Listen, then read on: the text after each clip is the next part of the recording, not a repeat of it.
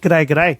Welcome back to A Kiwi's Perspective, episode 16. And today we have T from Unite New Zealand, who is here to talk about a movement that has been growing within New Zealand, particularly the concern without ratified constitutional law in our country, which has left us uniquely exposed to challenges that a lot of other democracies don't have to deal with. So we're going to jump right in. How's it Here we going? go. G'day, g'day, mate. We're live. We're live. Thank you very much for having me, Quentin. Oh, that's It's quite awesome. a. I'm glad we could get this all set up going. First time using Google Meets, so just for those watching, if something goes awry, we'll get back on track as quickly as we can. Cool. Awesome, bro. But yeah, and I appreciate you got a good quality mic and everything. Actually, that's going to make things a lot easier. Yeah. Yeah. Definitely. So, for those who don't know what Unite New Zealand is, what would be your couple sentence sales pitch to those who you would want to get enticed into the movement? Yeah, well, we can't afford anything at the moment. You know, the price of food and everything is so high. The price of petrol is so high, no one can meet their basic needs. So what Unite New Zealand essentially is a constitutional and economic reform movement based on economics that probably most people aren't familiar with, but it's actually how the whole system has been run in New Zealand. So what we are doing is we are going forward with a movement to become a republic built on economic reform and guided by what we call Kiwi economics and fostered by the enactment of the proposed Constitution of New Zealand. And that's the central theme and pillar that's holding this whole structure together, right? Everything builds off the introduction of this ratified constitution. Correct. Yes. Basically, a pillar box to say, it doesn't protect the rights and freedoms of the people of this country, because our rights and freedoms actually pre-exist in any government. What we'll get into through the Constitution of New Zealand is what it does is it does two things. It consistently defines, confines, and refines the government and places a bill of limitations and control. So basically what the government can't do to you. So those laws will stick. So some sort of leader in the future can't go, I want to change this, I want to change this. Everything will be voted for democratically, rather than one person who has a superpower and who can create laws and pass them by himself or herself. So that's what we want to do. We ultimately want to bring back democracy. Our sort of totem saying is we believe in progress, but to progress democratically through our enduring Constitution of New Zealand. I think that's a very relevant point to be bringing up, especially in recent history. You know, you don't have to go that far back when we saw our Bill of Rights amended through COVID, and how it only took a simple majority for language to be restricted online due to the risks of misinformation was the guise of those amendments to be made, and there was not one consultation from the public, let alone a vote of a referendum, which, you know, most people would think a right that we would have some form of say, but actually, as defined in New Zealand law, it's not really a right. It's technically a privilege provided by Parliament, which completely changes the conversation when you're talking about what you have as an individual within our society. Yeah. So ultimately, Unite New Zealand is putting the power back to the people, not to actually put power to the people, but the power to be able to choose the right people and to choose the people who they believe should be the leaders and to be able to pass. So obviously, through Unite New Zealand, we want to define the structure of government, to confine the powers of it, and then to refine the Constitution. So the way that Unite New Zealand and the Constitution structures government is that it separates the powers, right? So we're not limited to one person. So under Unite New Zealand and through the enactment of the Constitution, the New Zealand government will be comprised of three co-equal branches. Now, you probably would have heard this before, and most people would have been like, okay, I've heard this before. So the three co-equal branches of government will be the Congress, the President, and the judiciary. So the Congress, so we'll probably be heading into the Constitution now. So all legislative and lawmaking powers will be vested in a Congress of New Zealand, which shall be comprised of the existing 67 local New Zealand district and city councils. So all of these councils will elect one person, so the people will elect one person, and their memberships will be for 2 years. The next co-equal branch of government is the president or the executive. So the executive power to execute laws enacted by Congress shall be vested in one president. So this president cannot write laws. This president can only say yes or no to the bills that were made by Congress. So if the express will of the people is not aligned in a certain bill, then the president can go, no, you take it back.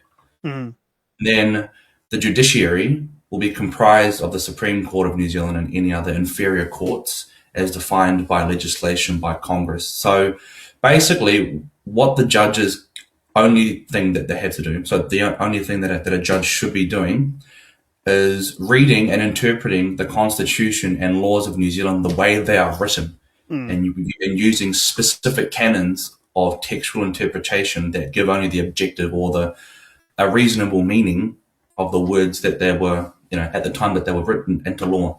Basically saying that a judge under Unite New Zealand and the Constitution can't go making some sort of law up just because he wants to.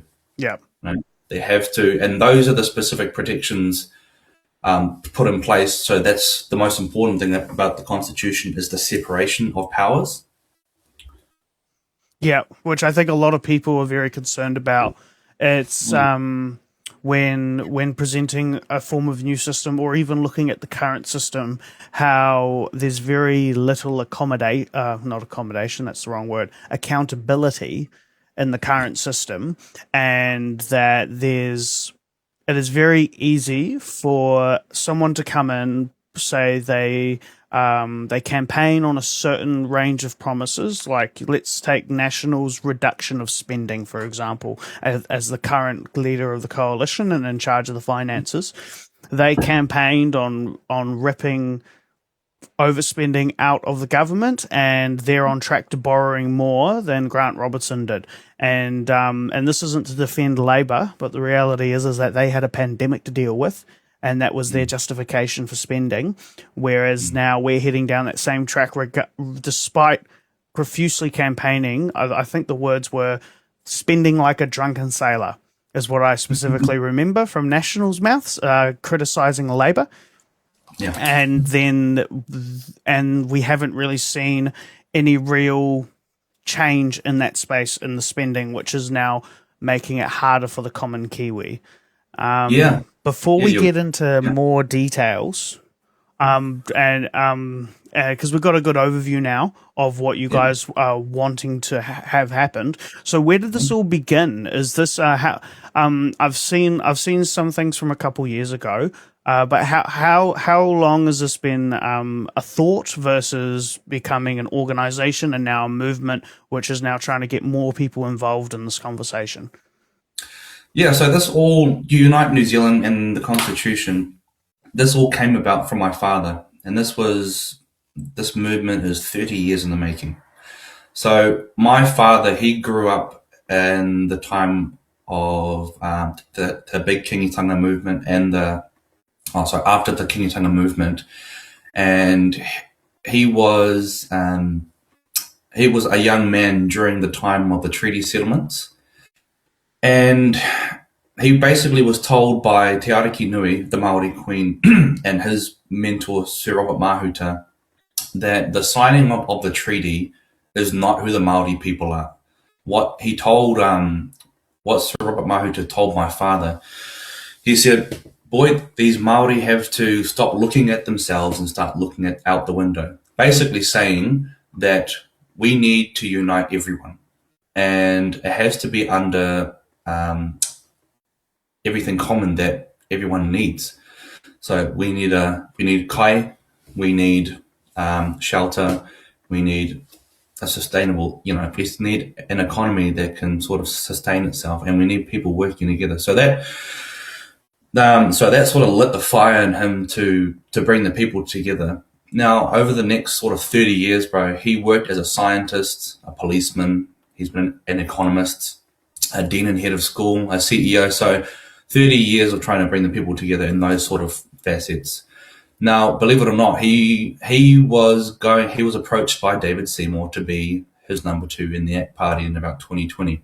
Oh, wow. And yeah, and if he did that back then, he very nearly would have been the prime minister. He probably would have been the prime minister. I know that he would have been, but everything changed when he was introduced to a man from America who taught him how economies are actually run, like monetarily run. Now, that sort of lit another spark in my dad in 2020. That's what changed for him. He basically said no to the ACT parties. He said no to Davis. I'm not going to be running for this because it will basically be putting a band-aid in a bullet hole to try and stop this whole systemic mess. He wanted to bring the people together, but you can't do it from within a broken system. So for the next 5 years, he was basically learning. He basically had to unlearn 30 years of economics because he learned economics in his tertiary study. He's got a master's degree in economics, and he basically had to unlearn everything that he knew about economics and monetary operations and monetary policy and how things actually run compared to what people think compared to what people think. And that was the sparking of Unite New Zealand and the reason why he wanted to enact the Constitution, but he also wanted to enact the 8-step economic reform plan as well. So from the 30 years of mediocrity that he saw and basically just systemic rot from everywhere that he experienced, he basically said that there has to be a system-wide reset. The economy has to be rebuilt again for the working people and not for just people who are high up in governments or extremely wealthy. So that's sort of where Unite New Zealand came from, and now I guess the Constitution, that's the basic structure. But what we knew is that we had to bring the people together in basic understanding of monetary operations. That was the biggest thing for us, because a lot of people will say, so if we go to the 8-step economic reform plan on Unite NZ, people will say it sounds great, but how can you afford it? Well, that's where we can sort of say, this is how we afford it. So this one economic insight, Quentin, is the one key to why we can do what we do and why we can say what we say and why we can propose this new vision. Is that where does the money come from? Like, you make all these bold claims to Ngahuru and you make all these bold claims, Unite New Zealand, but where are you going to get the money from? That's always been the biggest question.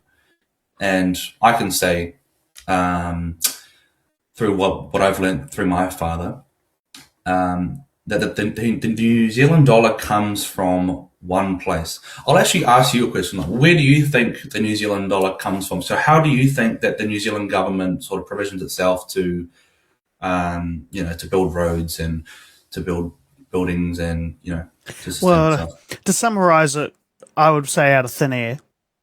To be a pessimist, but it's pretty much a confidence game.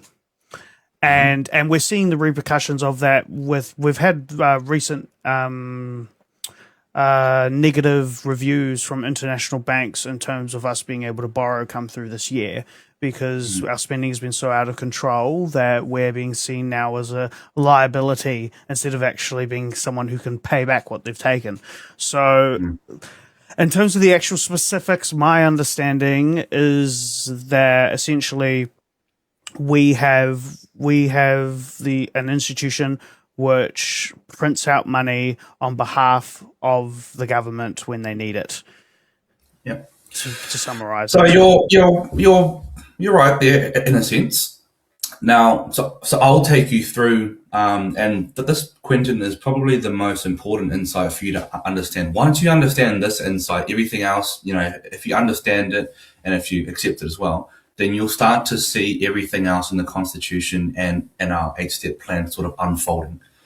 So what the New Zealand dollar is the New Zealand dollar is what you call a public monopoly.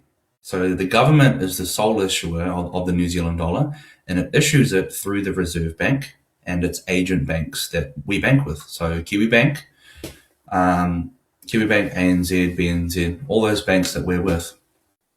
So the Reserve Bank issues New Zealand dollars, but obviously we can't all go to the Reserve Bank, and transact. That'll be a massive bank. So what it does is it recruits other agents called banks. They're called primary counterparties, really, but they're called the banks. So the Reserve Bank licenses, regulates, and supervises all of the banks in New Zealand, and they issue New Zealand dollars on the behalf of the Reserve Bank. So everything that you were taught, Quentin, about monetary operations and, say, international banks have no confidence in whether we can borrow, well, that was the old thinking. So the New Zealand government now can just issue any dollars that it needs to pay any sort of debt back. So you don't have to worry about, and this is the biggest thing I always get, bro.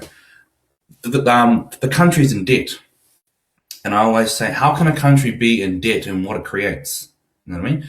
So the New Zealand dollar is issued by the Reserve Bank and by the banks. Like, say, for example, we issue New Zealand dollars through the banks in the form of loans. So that's basically that's where New Zealand dollars come from.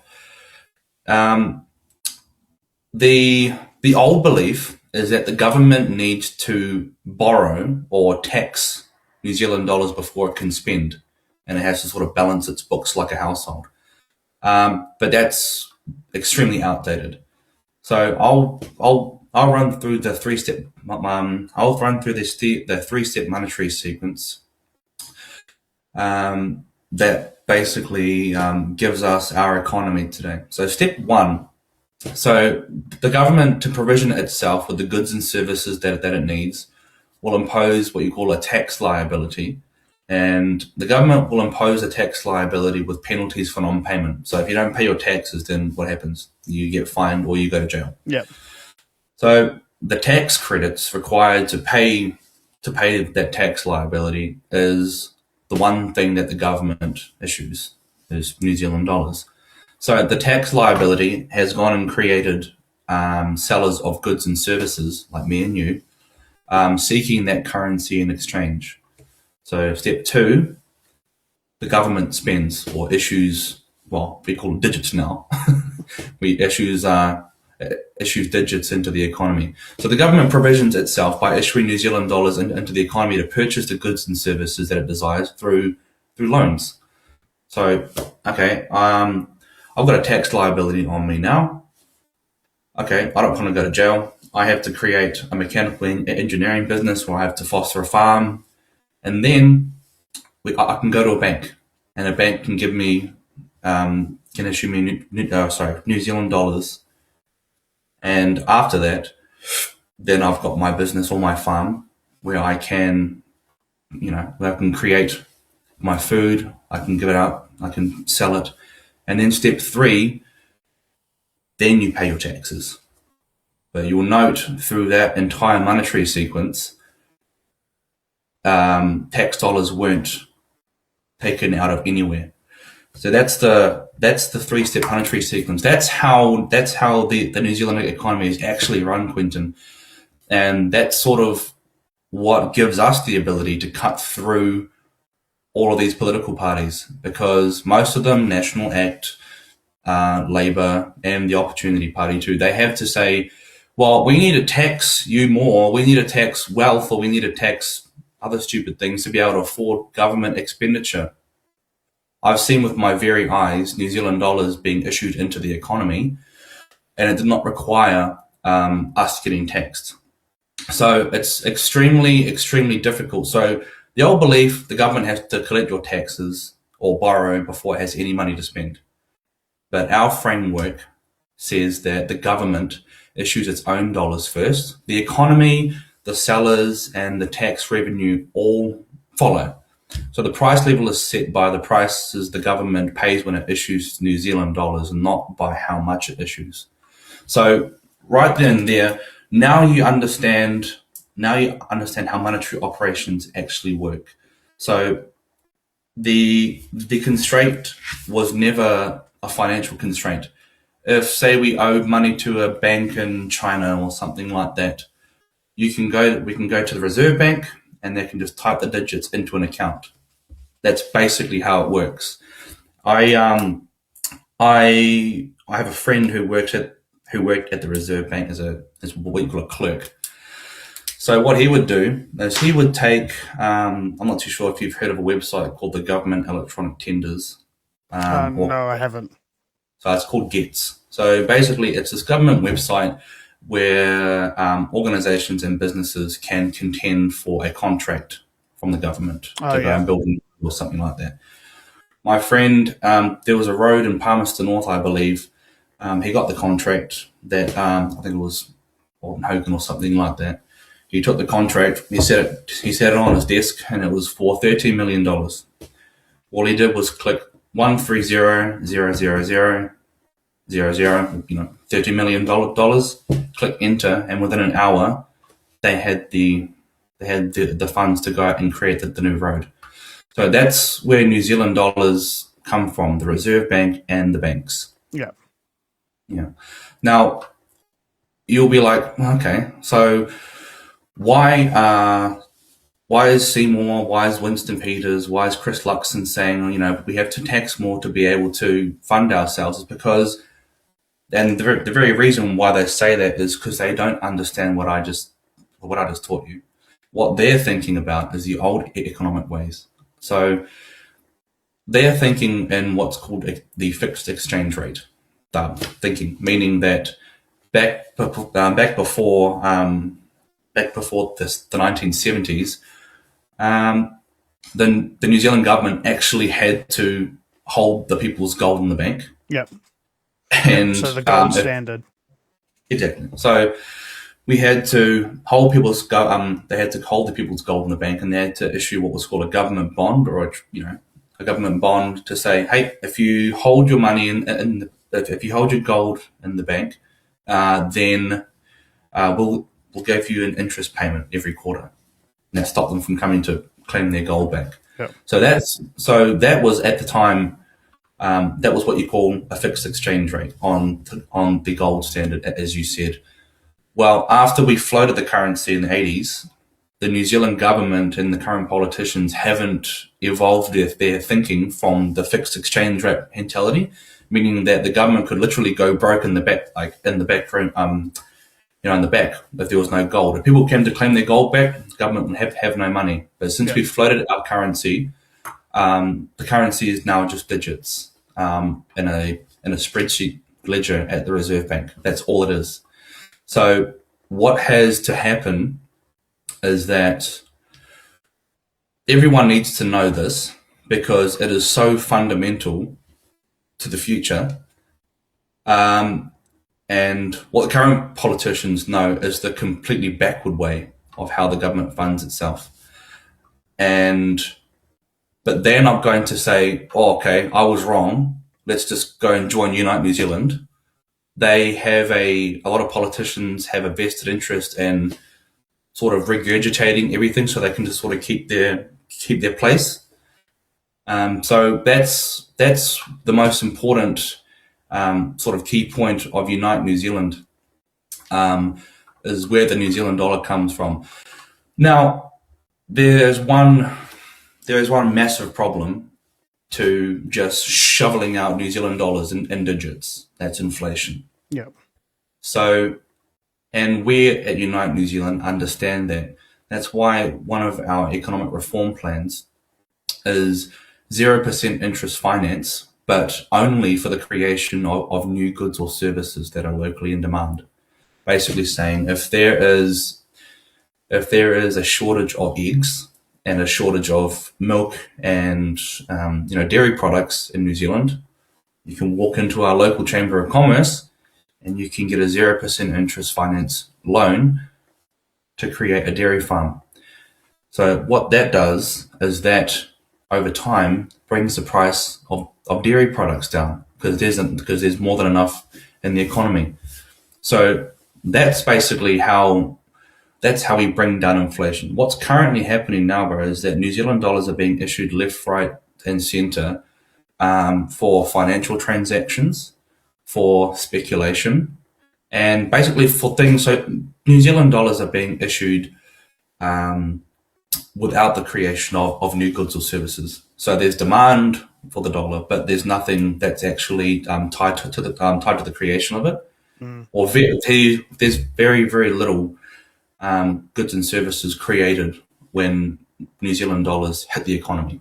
Like, say, for example, if I go to a bank and I get a loan out to go and buy a used car, that's going to bring up the price of cars because nothing new's been created. You're issuing New Zealand dollars into the economy for no new goods and services. So that'll cause the price of cars to go up.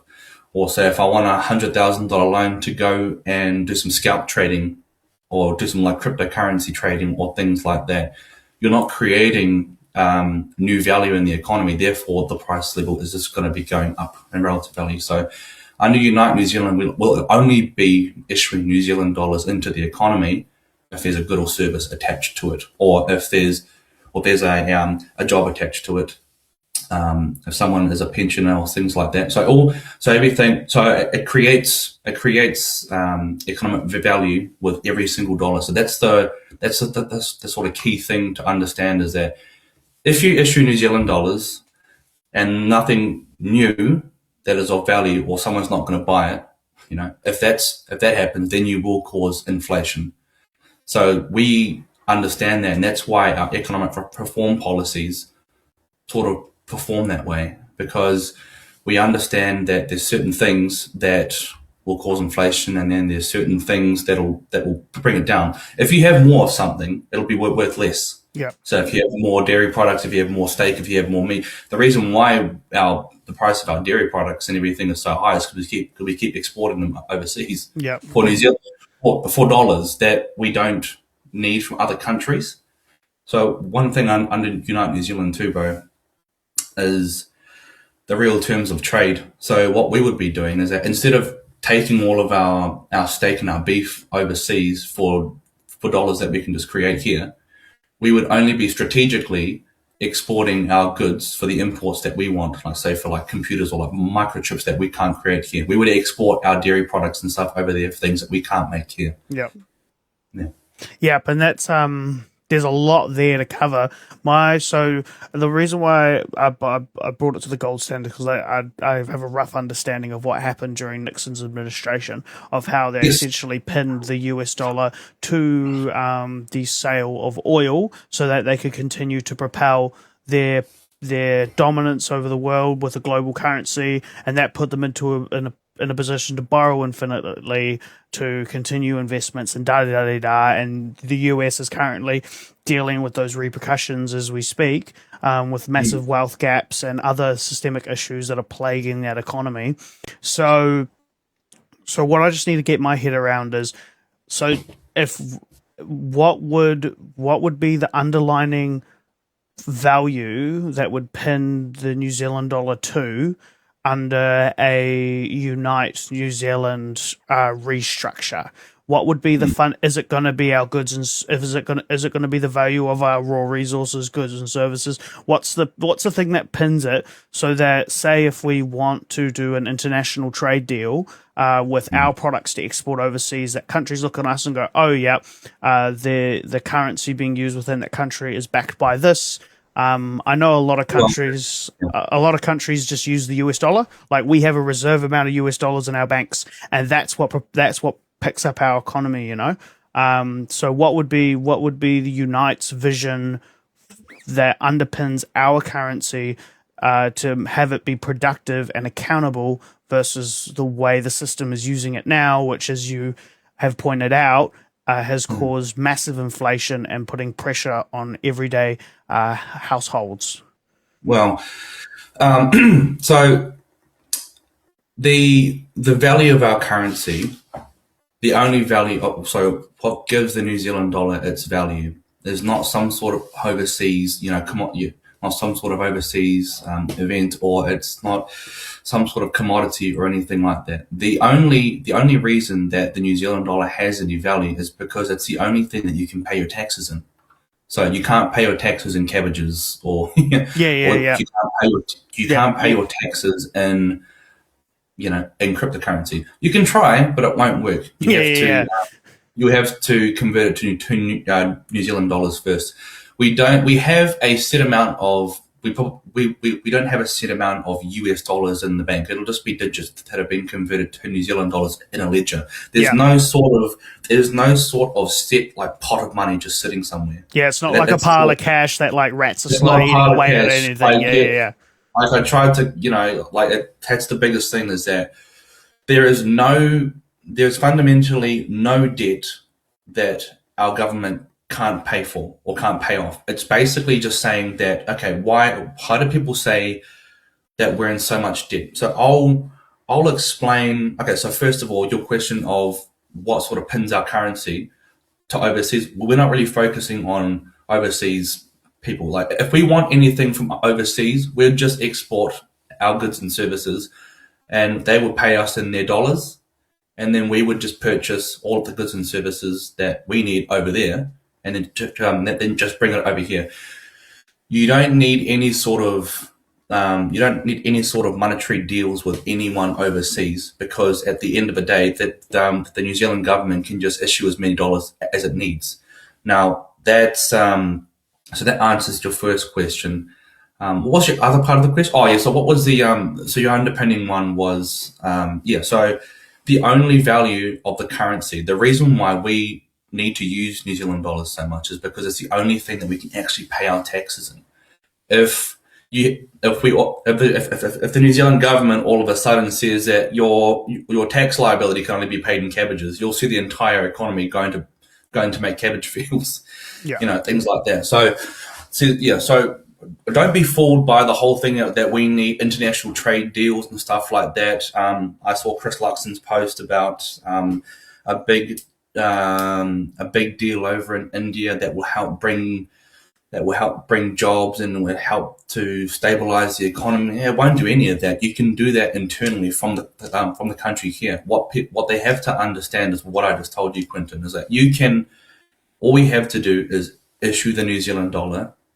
Okay, but it has to be tied to something. So not tied to any other sort of currency. I mean, when the New Zealand dollar is issued, it has to be tied to something that is of value. Like, for example, if I go to the bank and I need New Zealand dollars issued in the form of a loan, I have to create something with those New Zealand dollars, otherwise it causes inflation. You actually understand soon is that you actually don't need half of the things that you need overseas. So you don't need to be doing deals with America for America to pay us in US dollars when we can just issue it. I've seen it being issued before my very eyes in both a bank and in the Reserve Bank. There's nothing that the government can't pay for. So, and I'll clear up a very massive misconception that a lot of people say. I heard a lot of people going, why is our country in debt? Why do we have so much debt? I said, well, if you go back to my monetary sequence, to the three-step monetary sequence, the reason why it's called government debt is because back in the old days, when the Reserve Bank issued New Zealand dollars and it was tied to gold, the government could literally go into debt. But what government debt is now is just private sector savings. So when the government goes and issues New Zealand dollars or spends, they're basically just crediting accounts. Okay, so everything. So the word government spending is just the action of the New Zealand government through the Reserve Bank or the banks crediting accounts after a loan agreement is signed or something like that. That's what government debt. Government debt is just how much money you've got in your bank account and how much money I've got in my bank account. That's what government debt is now. But everyone thinks, that's not right. That the government is in debt. Like, how can you be in debt in digits? It's like the umpire of a rugby game pausing a rugby match because they run out of digits on a screen. I can't. I have to pause the game. So there is a fundamental misconception that everyone believes is that we're in debt to someone, or that that our government is in debt. There is no debt that a government cannot pay in New Zealand dollars. If it's in US, convert it to US dollars. Then give me the conversion rate. Boom, we'll issue those New Zealand dollars. Oh, we'll issue those dollars into your account now. We'll just credit them. So that's the biggest thing, bro. What I've just taught you is that. The big financial underpinning thing is that step one, the tax liability is only payable in NZD. Yeah, and that underpins the value that's what's required for the transactions within our nation. So that makes sense. And then you can't just go, sweet, we're in charge now, we're paying everything off just as the debt as it stands, because you can't do that, because then inflation blows up, right? So your goal of issuing loans to only productive assets that contribute economically to the country will naturally bring inflation down, versus just promising dollars handouts, which fundamentally put the country in a worse position than it was when the people first came into power. Just as it's I had a look at the I was sent an article by a friend of mine. He said, "Bro, the Opportunity Party is promising $370 a week in my account." Now that guy that I know is on a job seeker benefit. That friend of mine. So you'll remember what I said, Quentin, when New Zealand dollars are issued into the economy. Now bear in mind too that the Opportunity Party will say that they're taxing from a land value tax to be able to fund that money. Yeah. But now you understand how monetary operations work. The Reserve Bank will just credit everyone's accounts 370 digits every week. Now, what do you think will happen now when the opportunity, say if the Opportunity Party become the government, and $370 every single week is issued into everyone's accounts? Yeah. Inflation will skyrocket. Yeah. Because New Zealand dollars will be issued into the economy and no goods and services will be created. But obviously, say if someone was on a salary and paying and getting 90 grand or something like that, it'll help them because there's a bit more spending power. But for the people who are getting this payment every single week, man, it sounds good. It even sounds good for me. I'm like, well, yeah. I get paid fortnightly from my job. That's that's like $700 a fortnight. That's really cool. But in the grander scheme of things, if you issue New Zealand dollars and it's not tied to say for example, if the price of petrol was up, we just have a 0% interest loan to create a petrol, factory, or how would they make bloody petrol, They can mine the oil and stuff like that. We can do it all here. There is no financial constraint. The only constraint here is, do we have the right people? Do we have the right resources? The right physical resources, and do we have the right people with the right skills to be able to do it? That's the only constraint. The constraint is not financial. So that's what we are underpinning is that New Zealand currently now, Quentin, is what you call a financial economy. New Zealand dollars are created to get more New Zealand dollars. It'll just gradually bring the price of everything up. But we are going to be enacting the Constitution, and it will become a productive economy. So everyone will be paid in relative value to how much that they produce. Now, not really in relative value to how they produce, but there has to be a sort of price stabilizer. So what has to happen is that, okay, how are we going to get everyone to be productive in our economy? We'll go back to our 8-step economic reform plan, and we're going to be having a $1,250 per week income tax-free job guarantee, which means that our government will actively go out there and create jobs for people who are, like, say, on a benefit, or if they are underfunded or underemployed or even unemployed. So you think of that job, you think of the $1,250 income tax-free job guarantee as the benefit right now, except you're not getting a benefit and you're not getting money while you are going out to find a job. You're going to be given a job at $1,250 per week tax-free. And that's basically, that number there is what you call the price, the currency numeraire. So $1,250 per week is only for people who are underemployed or unemployed. It's not a minimum wage and it's not a maximum wage. A lot of people come and say, so everyone's just on $1,250 a week? That's communism. I said, no, that's the new minimum wage. If you're already in a job right now, like getting paid 90 or 100 grand a year, or if you're, something like that, one of our policies is there'll be no income tax and no GST. Because now, Quentin, you understand, well, if the government can't go broke in what it creates, why are we taxing, why should we be taxing income? Why should we be taxing GST when the government doesn't need your tax dollars to go and fund anything? So having that permanent 0% income tax, and that'll make it a lot easier for people to have more disposable income. So say for all the people you most likely have a job. I've got a job. We're sweet. We don't have to pay income tax or GST. But for the people who aren't, who basically, like, say, homeless or need a job or something like that, or underemployed, they can walk into our local chamber of commerce and they can get a job, say, as a cleaner or as like a weed sprayer or a gardener. The government will issue dollars into their accounts for them having a job. What that does over time is that people are way more productive. Yeah? So there's no one on the streets. There'll be no more there'll be no MSD. There'll be no more WINS. There won't be any more sort of benefits given out to people just looking for money. They're going to be given a job and an income right then and there on day one if they go into the local chamber of commerce.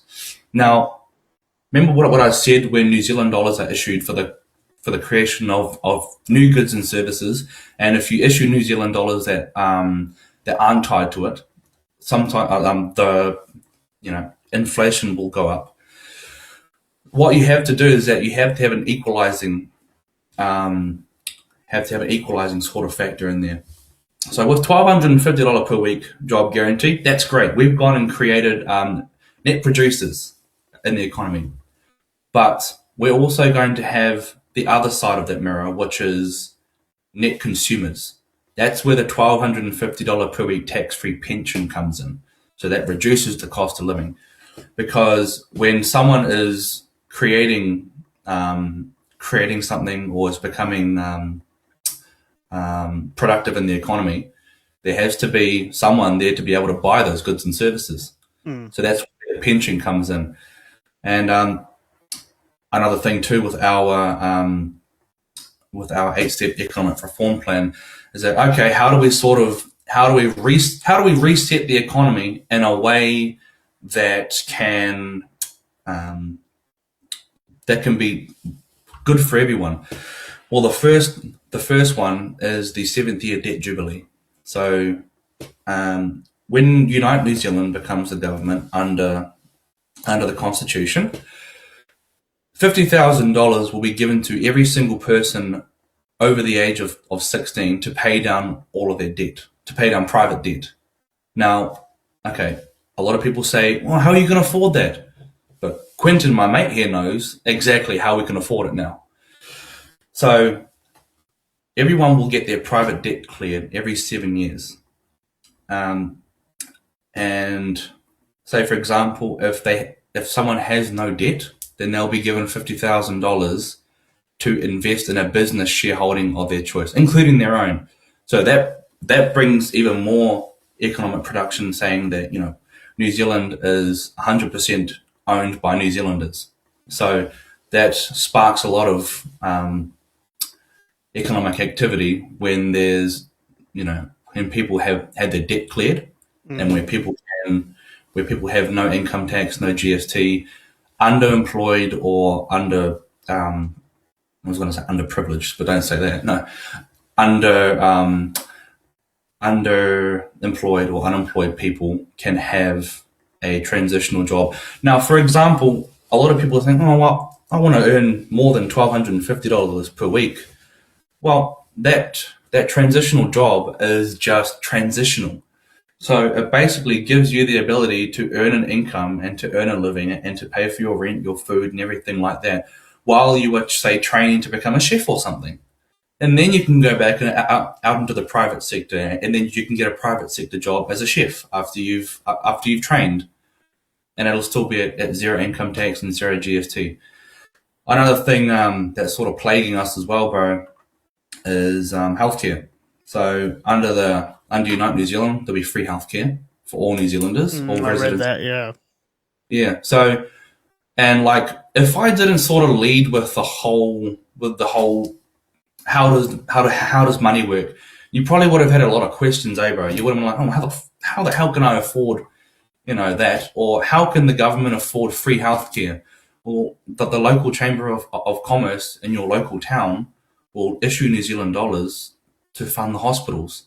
And then likewise, police, military, civil defence, emergency services, things like that. Those all play a really vital part in the economy, and they are extremely important. So those things will also be funded by the local chambers of commerce. If someone has a disability and physically can't work, then they'll get the disability payment of $50 a week. It's basically a disability payment every single week at the exact same amount. So, like, for people who actually cannot physically work, then they're taken care of as well. Yeah. Then the last one of the 8-step plan is the 3-day weekend, which is the crowd favorite. Everyone loves a 3-day. Everyone loves a 3-day. Would love a 3-day weekend. So the Friday, so people will only have to work 32 hours. Obviously, if you're like a dairy farmer and cows can't take a day off from getting milked, then obviously you can work 5 days a week, or the amount of days that you have to work. You'll just be getting paid by the government your extra 8 hours. So 32-hour week. Like, say if you're on 100K salary, you'd only have to work 32 hours a week. Okay. That's all funded by that'll basically become the law under the Constitution, as you can't tax income, GST, and you can't stop. So you can't end the 7th-year debt jubilee, and you can't change the 3-day weekend. So everyone will be getting a lot more time to be able to spend with their whānau, focus on their lifestyle and things like that, without having to worry about not being able to pay the bills. But yeah, that was the 8-step plan. Yeah, it's quite a comprehensive plan for sure. I do have a couple questions. You did answer a lot of it as we continued though. So this is, for lack of better words, radical. That doesn't mean necessarily it's bad. It's just because I can't think of another word at the top of my head to describe it, because it's a dramatic shift. There we go. A dramatic shift in how things operate at the moment. And to me, when massive shifts do change, generally you want to have some sort of accommodation and time for that shift to take place, right? So just like as an example, we moved to the 4-day work week, which I definitely can see why a lot of people would do that. I think it would also support our family households in particular. If you suddenly only have to work 4 days a week, lo and behold, you only have to hire a babysitter for the day. You know, just as an example of freeing up time. So when all of this is introduced and it's all it will be all constitutional, which means it's the law of the land. There's no real if, buts, or maybes. Yeah. When that's all brought in, will there be an adjustment period put in place for, say, businesses who rely on a 5-day work week? You know, like something that comes to my mind is, say, if you're, I don't know, like a day trader, you're working at some sort of investment firm, and you're on a specific schedule that tends to line up with trading overseas. Will there be accommodation for businesses like those to adjust in that workflow? And then, say, if you do need to continue to work more than 4 days, like I think dairy farmer is a great example. Most of them are working all year round, right? So maybe as an example, if you're the landlord of that farm and you're paying people to work that farm for you, would you have to pay them a certain amount more? Like almost like I think my dad talked about a long time ago, where you used to get paid double if you worked Sunday. Yeah. Right? I used to work on dairy farm too. Yeah. So if you are doing those extra hours, you want to get ahead. You want that extra revenue. That there'll be things in place to facilitate that. So, because I assume that most people will just want to fall into those 4 days, but then there'll be the people who want to work those 7 days or want to work the 6 or the 5 days for whatever reason. They're getting extra income so they can save it for a family. They want to start their own business. They want to travel the world. Whatever the thought process behind that decision is, how do we accommodate for those individuals and also provide the incentive for them to do it for the people that are like, you know, like the Elon Musks of the world who couldn't just settle with PayPal. He then went into technology and then into cars, and now he's not busy enough yet, so now he's building rockets. You know what I mean? Like he's just filling that capacity, and we want those people to continue that productivity because we benefit from that as a society. And we've definitely answered a lot of questions of the people towards the bottom to get them back into work. How do we keep the people that want to be at the top to continue propelling through? How is that vision in your economic plan? Well, as we come back to the reform plan, this impacts everyone. Obviously, if an investment firm is one, we're not going to be really the whole premise of, like, say, investment firms and things like that. Those things will quickly become quite irrelevant, especially because that falls under what we call the FIRE sector, which is finance, insurance, and real estate. Those sorts of things won't be sort of money making monsters anymore, because they don't introduce any specific value into the economy.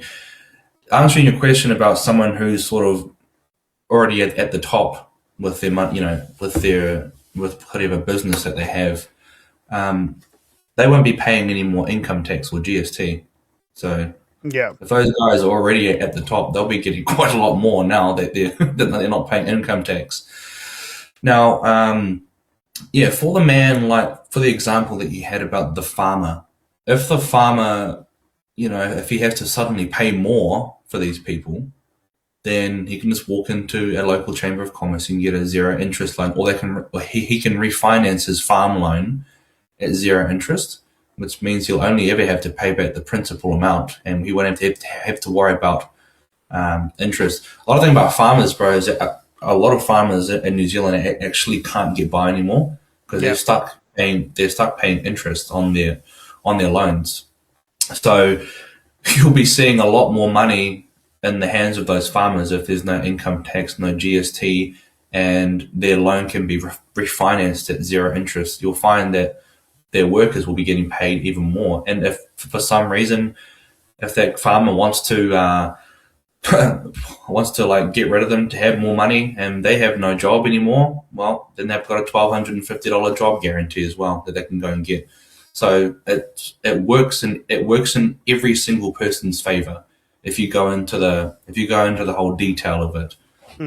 And because what really makes an economy go is circulation.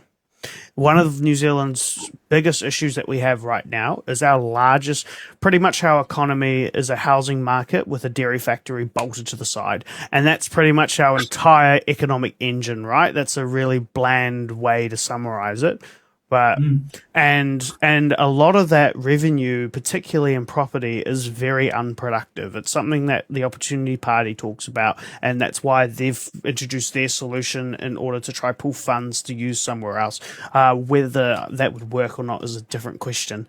You're thinking differently now, Quentin. That's really good. Yeah, well, to be fair, anything that makes it harder to own a home, I'm pretty much strongly against. I think it's. You'll love us then, bro. I'll get into you'll love us then. So basically, so you know how I said before, so we've got the finance and we've got the fire sector currently. That's the big powerhouse currently in the economy: finance, insurance, and real estate.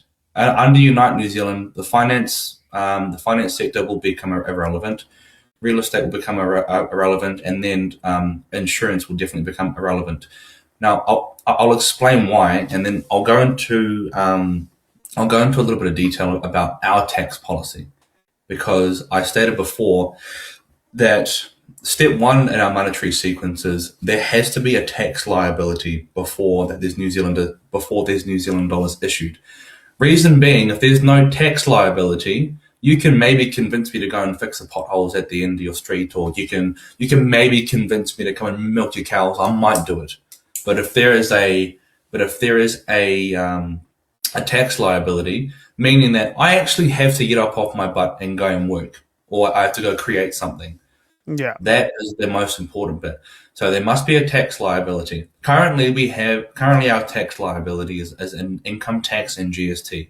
Things that we don't need, or there's other sort of radical things that they're proposing, like a wealth tax on the wealthy to help stabilize the economy and help to which is always code for the middle class when they say that. Yeah, which is basic, and it's completely irrelevant. Like, you don't need to, because if you understand where money comes from, where did those rich people get the money to begin with? They got it from the government. So there's no sense in taxing wealth when the government can just issue it's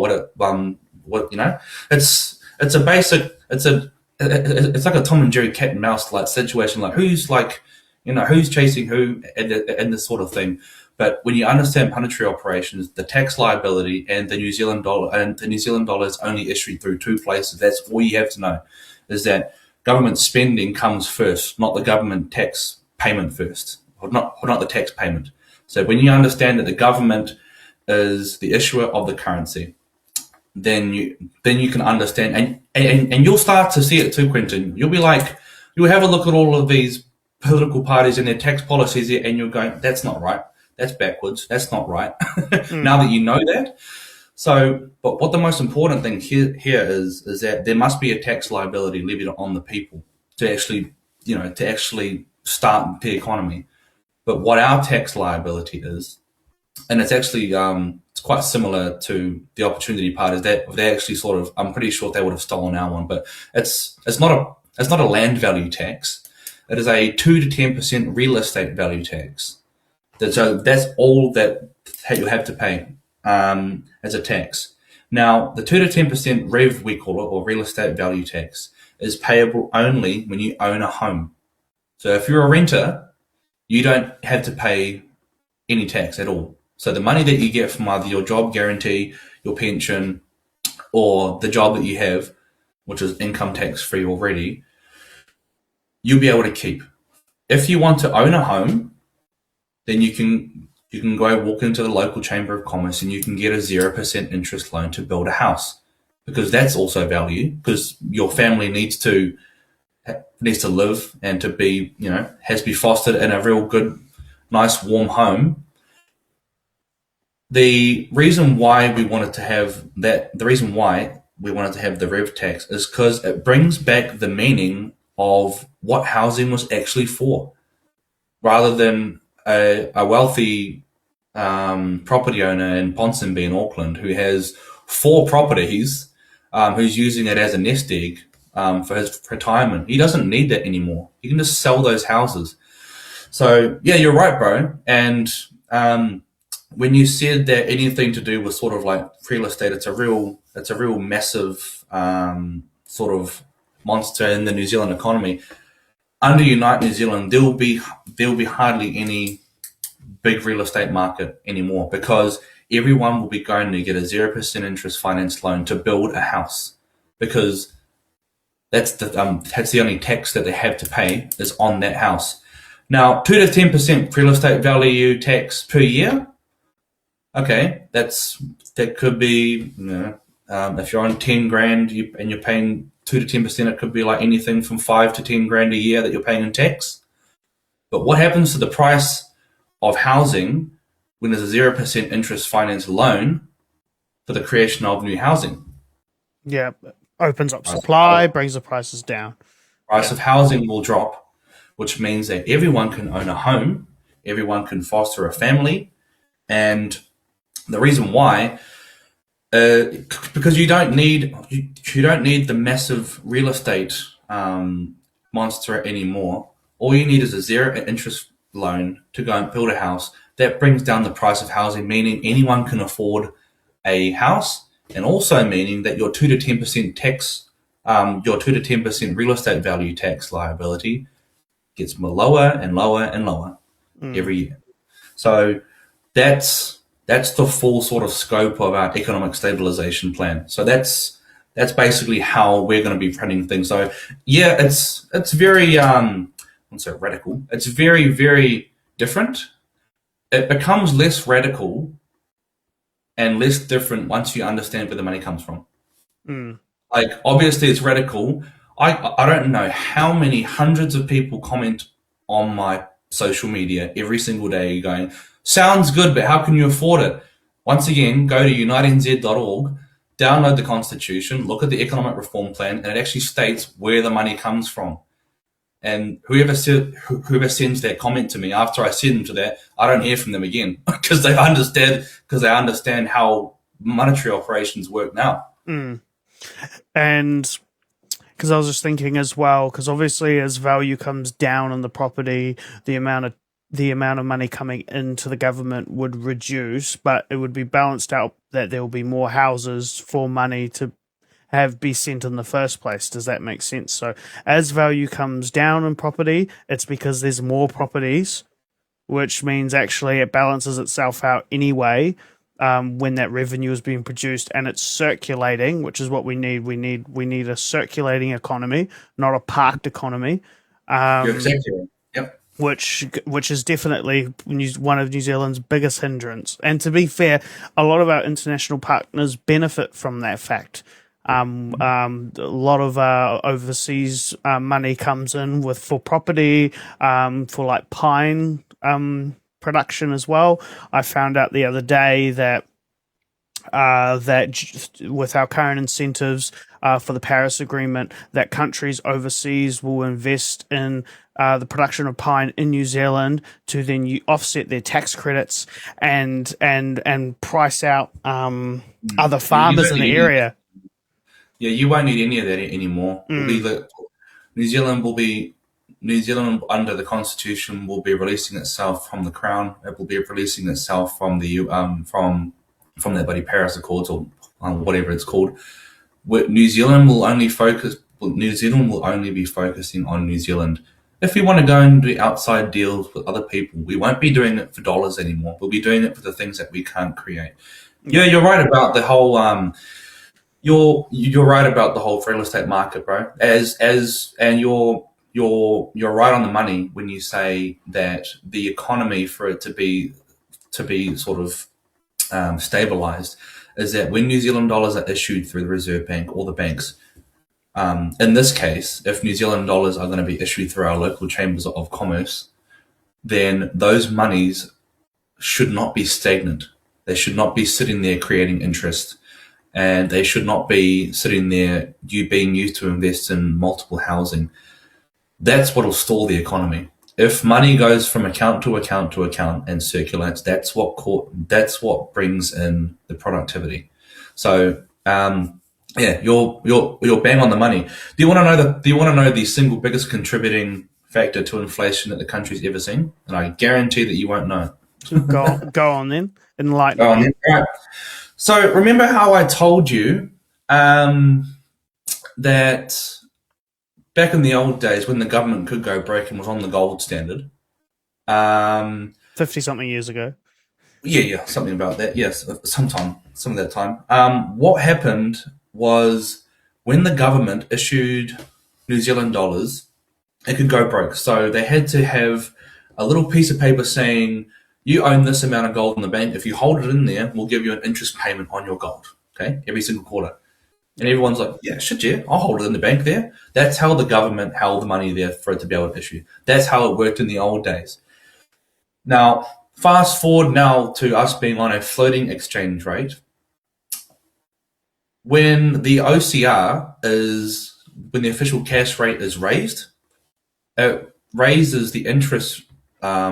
It raises the interest rate on those government bonds.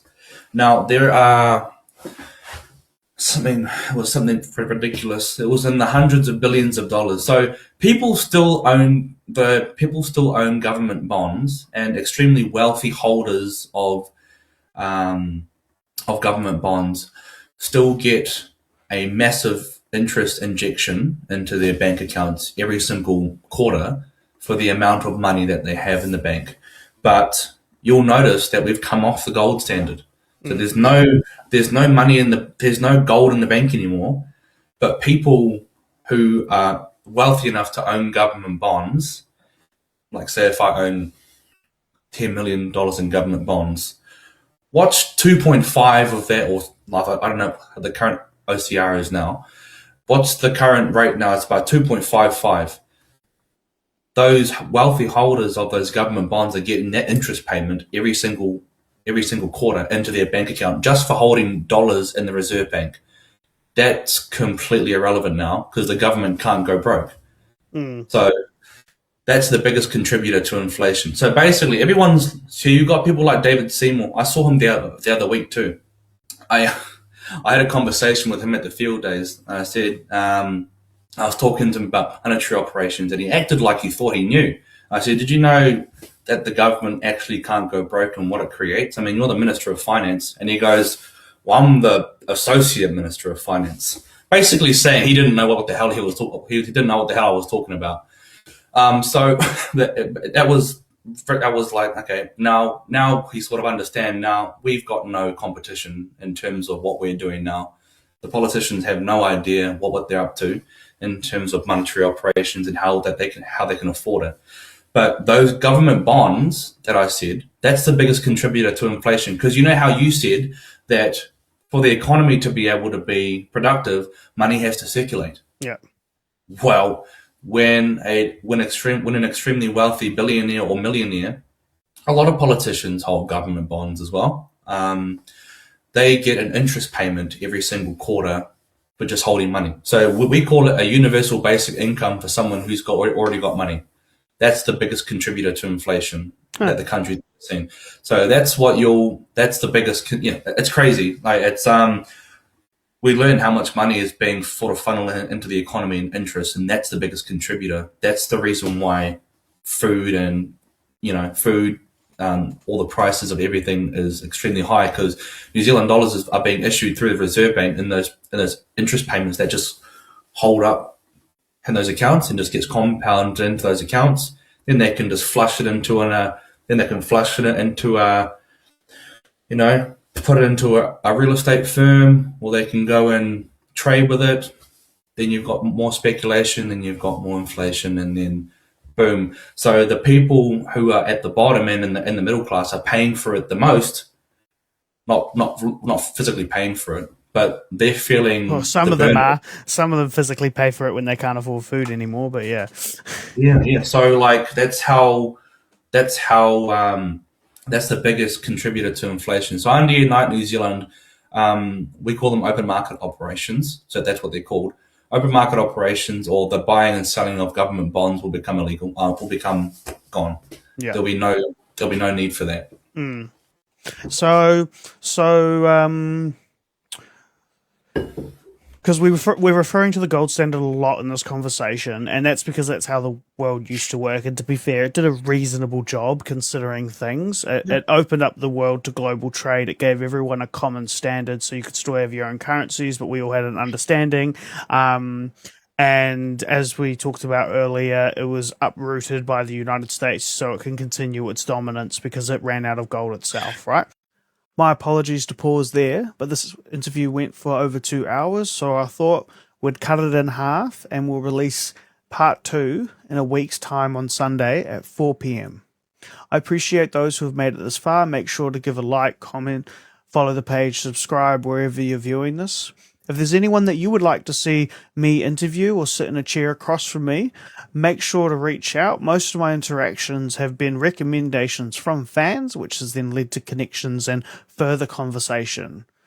So make sure to put anyone down that you would like to see expand my knowledge and continue the conversation regarding life within New Zealand and its political climate that plagues us currently. So just a reminder, part 2 will be out 4 p.m. next Sunday. And make sure to check out Unite New Zealand's socials. I'll put everything down below. If you want to see more information, follow their page. And yeah, thanks again. We'll see you next week on A Kiwi's Perspective.